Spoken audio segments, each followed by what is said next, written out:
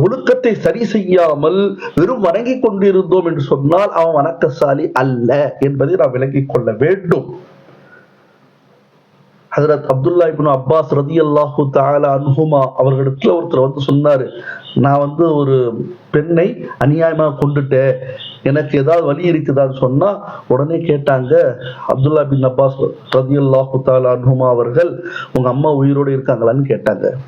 அவர் இல்லைன்னு சொன்ன உடனே சொன்னாங்க, அக்ஸிர் அல் இஸ்திக்ஃபார், அதிகமாக இஸ்திக்ஃபார் பண்ணிக்கிட்டே இருங்க, வதூப் இலைஹி, அதன் மூலமாக அல்லாஹ்ட்ட தௌபா செஞ்சுக்கிட்டே இருங்கன்னு சொல்லி அனுப்பிச்சிட்டாங்க.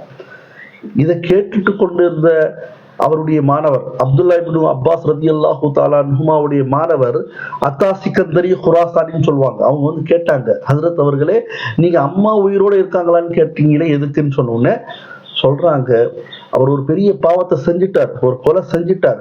அம்மா உயிரோடு இருந்தால் அம்மாவுக்கு சேவை செஞ்சுக்கிட்டே இருங்க.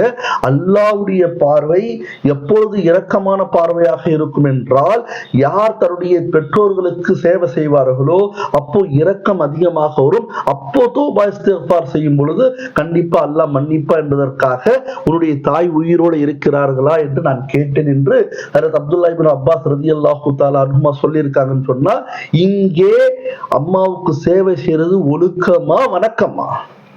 உடனே போயிட்டு இத்தனை தொழுன்னு சொல்லல, அம்மாவுக்கு சேவை செய்யுங்க, அம்மாவுக்கு பேச்ச கேளுங்க, அத்தா பேச்ச கேளுங்கன்னு சொன்னாங்க. எனவே